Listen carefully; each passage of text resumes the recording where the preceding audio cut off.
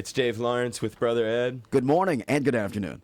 And it is KPOY 1059. Today we're joined by a guest whose work you may have admired on the basketball court for the Bucks and the Lakers. He's the greatest basketball player of all time. His post-NBA life has been rich with coaching and memorable acting roles on film and TV, including working with Bruce Lee, Chevy Chase, and of course, being in Airplane. He's also a noted author with several books, like his fantastic personal story, Giant Steps. And today, he'll share some insight into his latest offering, On the Shoulders of Giants, My Journey Through the Harlem Renaissance. It is an honor to welcome the great Kareem Abdul Jabbar. Aloha, Kareem. Aloha, Hanoi. How are you, brother? I'm doing fine. How's everything? Everything is great. A big mahalo for taking time to speak with us. Hey, my pleasure, my pleasure. It is On the Shoulder of Giants, Kareem, both how Harlem affected you and also sort of a way of correcting misperceptions? Yeah, I think it was about time that I explained myself fully, and I sat down and gave it some thought and figured out that a great way to do that would be to explain what the Harlem Renaissance was all about, because I was born and raised in Harlem, and it really affected my life. What had happened in Harlem in the 1920s and 30s, the echoes of that still affected me, although I was raised in the 50s and 60s in Manhattan. It still had a great effect on me. Now, what from your youth, Kareem, most pushed you to tell this story? Well, my dad was a jazz musician, so the whole idea of what jazz is all about greatly influenced my life. And jazz musicians were heroes in my household, and the music was always on the turntable, and it just made for a very mellow situation in my home. The people who were the stars of the Harlem Renaissance, the writers and artists, were greatly admired, and really provided great role models for me. For example, as an athlete, Paul Robeson, who was very well known as an actor, a singer, an orator, and political activist. But he started out as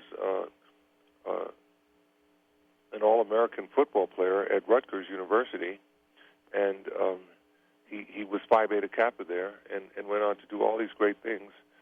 But he first came into people's consciousness as an athlete. So the whole idea of an athlete being more than just someone who does his thing on the field made a lot of sense to me. And I always got encouragement from my parents to be more than just a jock. Did you find your connection with the music as you grew up to have this post-NBA life of being in show business? Did you find it very rewarding, these experiences as a youngster with all this jazz, and then finally being able to be a part of it? I thought it was wonderful. The music always was something that made me glow. It still does. Music is something that it's a great retreat for me. It's someplace where I go to relax and also to get inspired. So it still has that effect on me. And the musicians that I admired became worldwide icons. People like Miles Davis, Duke Ellington, Louis Armstrong. People know who they are all around the world. And the fact that they achieved so much and gave such a great example was very important to me. Now, Kareem, I got to ask you, how big of a Fats Waller fan are you? Because that's one of Dave's favorite artists from that era. Oh, Fats is wonderful, man. He's an incredible guy. And, it's too bad that he did not live a little bit longer. He was only 39 years old when he died, and if he had been able to live into the TV age, he would have he would have the same popularity as someone like Louis Armstrong. He was just an incredible performer, and in live and in person, he was had the additional qualities of being a comedian and just someone who just engaged the audience in every way imaginable. Kareem, one final note before we let you go. How do you see things today? As a cat who grew up, there are pictures in your book of like the riots from '64. Is that you running in that one shot? That's not me running, but I was in that riot there. Took a detour and got out of the subway and stepped out into the street, and that's what was happening. I got out of there immediately, but that's what was happening. Sometimes there was some ugliness. There was a really serious riot during World War II in Harlem that lasted for 3 or 4 days, and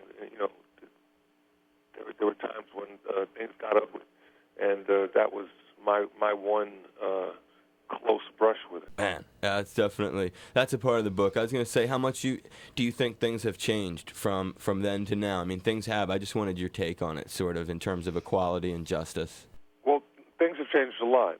We still have a ways to go, but things have changed a lot, especially the fact that we now have the legal means to confront bigotry in the courtroom and to go about it and have the law to back you up. Really means a lot to people who have been discriminated against. So, we have the people of the Harlem Renaissance to thank for that. They're the ones that inspired people like Dr. King to take the path that he took and to stick with it until he got to the goal there.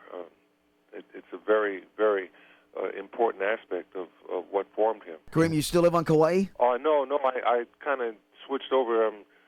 Got some property over on Maui now. Oh, so you're still in the neighborhood? Yeah. I just, it's once I stopped going once I stopped playing basketball, I didn't need to get over to the islands as much, so I could recuperate, from the seasons. Gotcha. So I haven't gotten around to building a place, but that's where I'd like to end up. It's just a beautiful place, a beautiful part of the world. Really special to me.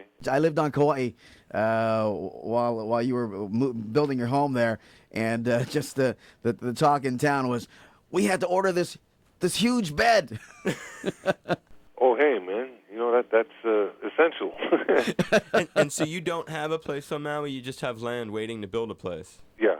Man, okay. Well, dude, if you come out here, you've got to look us up. We would take such good care of you. Well, hey, thanks. It's always been like that, ever since I started coming to Hawaii, people have really opened their arms, in brotherhood. It really makes me feel good, Oh, you'd be so welcome here. We'd get it catered, shower you with gifts. You'd come away from it, you'd be like, damn, Brother Ed and Dave, that's serious business. I'm coming back to that show.